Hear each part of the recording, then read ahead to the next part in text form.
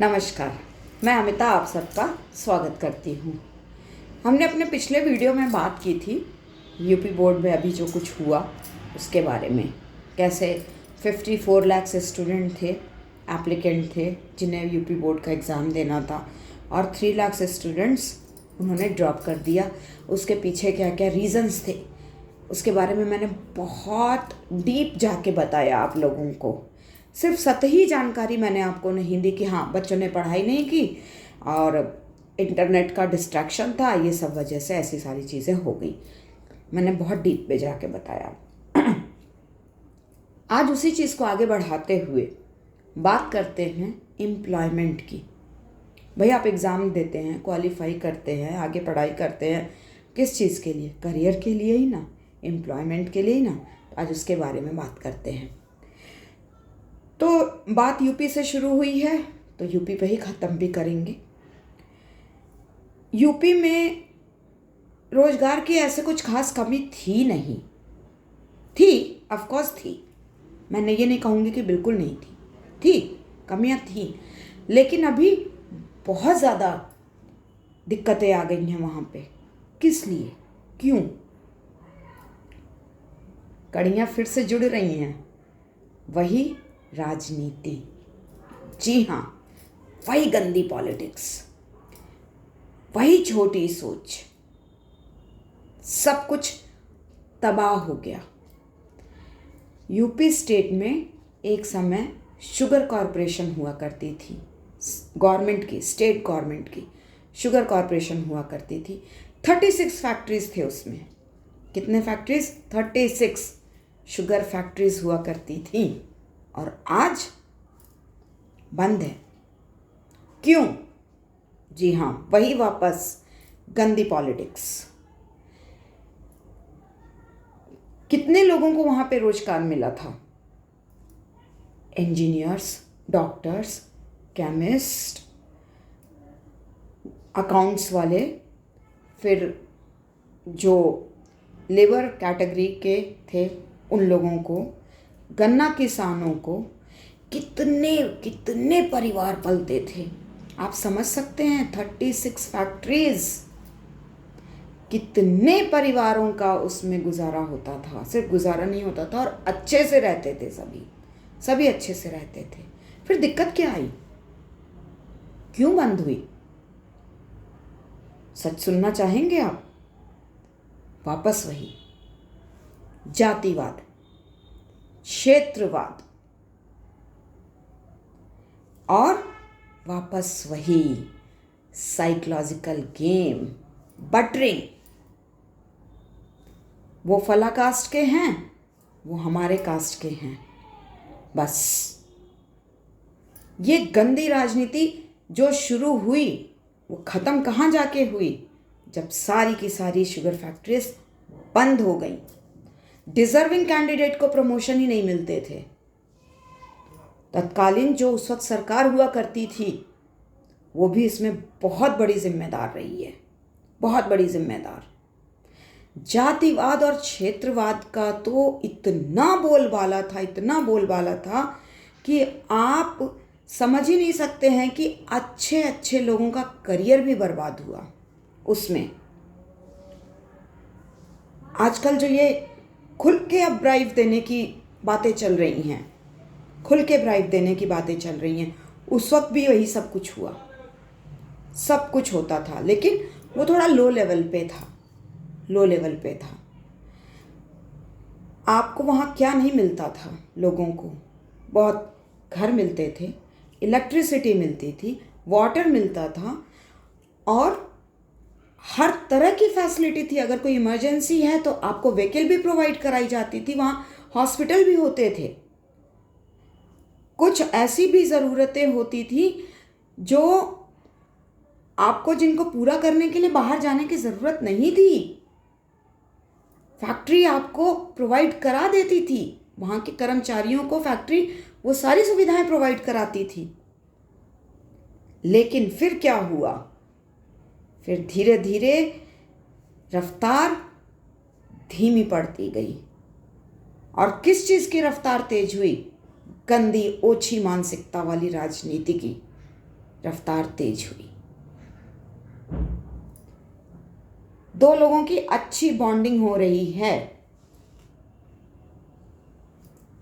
बस ठीक है, बॉन्डिंग हो रही है, एक पॉजिटिव वे में वो बॉन्डिंग होनी चाहिए थी। नहीं, गन्ना किसान गन्ना लेके आते थे ट्रक्स में भर भर के, ट्रैक्टर में भर भर के, उसमें मिट्टियाँ लगी रहती थी, जड़ों में पूरी मिट्टी रहती थी। ऑफकोर्स वेग मशीन वहाँ पे ज़्यादा वेट हो जाएगा गन्ने का, लेकिन जब वो गन्ना अंदर पहुँचता था तो मिट्टी और उसके पतवार जो उसके लीव्स होते हैं वो हटाने के बाद गन्ने का वेट कम हो जाता था। तो उससे फ़र्क पड़ता था प्रोडक्शन पे, शुगर के प्रोडक्शन पे उससे बहुत बड़ा फ़र्क पड़ता था। तो अगर कोई इस चीज़ को, अगर इसके खिलाफ कोई आवाज़ उठाता था तो फिर वो बड़ा दुश्मन हो जाता था। जी हाँ, वो बड़ा दुश्मन हो जाता था। फिर क्षेत्र के जो लोकल नेता लोग होते थे वो पहुंच जाते थे। उनको क्या चाहिए था? उनको तो सिर्फ वोट चाहिए था, उनको वोट चाहिए था। लेकिन हे भगवान, लोगों को क्यों नहीं समझ में आया कि जब धीरे धीरे धीरे धीरे यही कल्चर आगे बढ़ता जाएगा, फैक्ट्रीज घाटे में आती जाएंगी, तो अंत में वो बंद भी हो सकती हैं।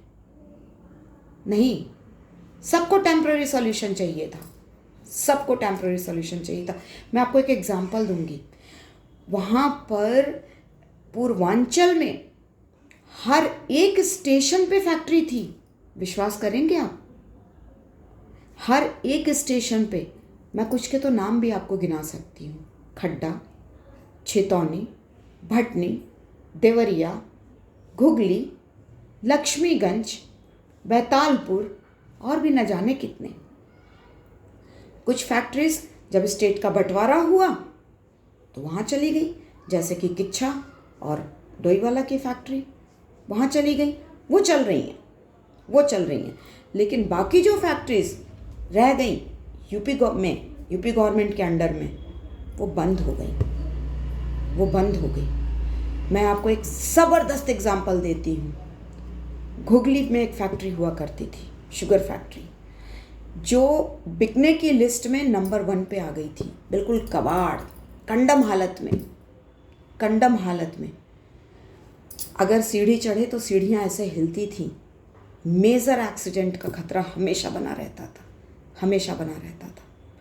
लेकिन फिर एक अधिकारी वहाँ पे जाते हैं, चीफ इंजीनियर वहाँ पे जाते हैं, और वो उस कबाड़ फैक्ट्री को ऐसे रन किया जाता है कि यूपी स्टेट के शुगर कॉरपोरेशन में तो छोड़िए, जो प्राइवेट फैक्ट्रीज भी थीं उन सबको उस कबाड़ फैक्ट्री ने पीछे छोड़ दिया।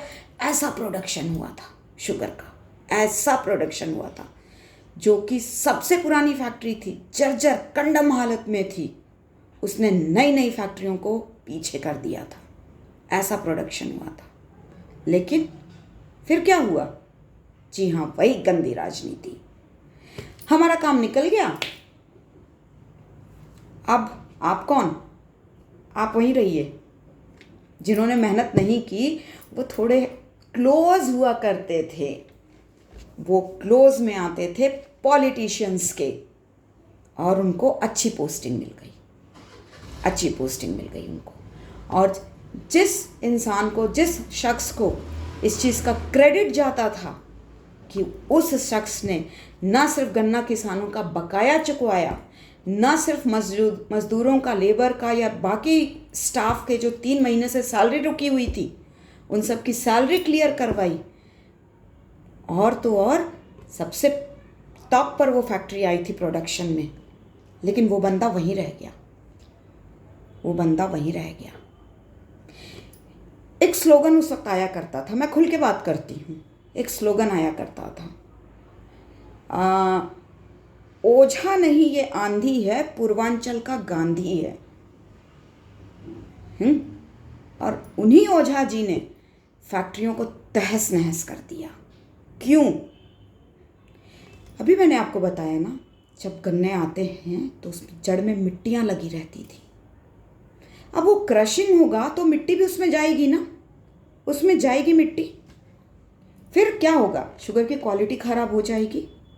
अब उन मिट्टी को झड़वाया जाएगा तो वेट तो हुआ, जो वेग मशीन पे गन्ने का जो वेट होता है वो वेट जितने क्विंटल में आया वो बहुत ज़्यादा रहा, लेकिन एक्चुअल जो गन्ने का वेट हुआ वो बहुत कम हो गया, तो ऑफकोर्स प्रोडक्शन कम होगा, तो उससे क्या होगा, लॉस तो ही होगा ना।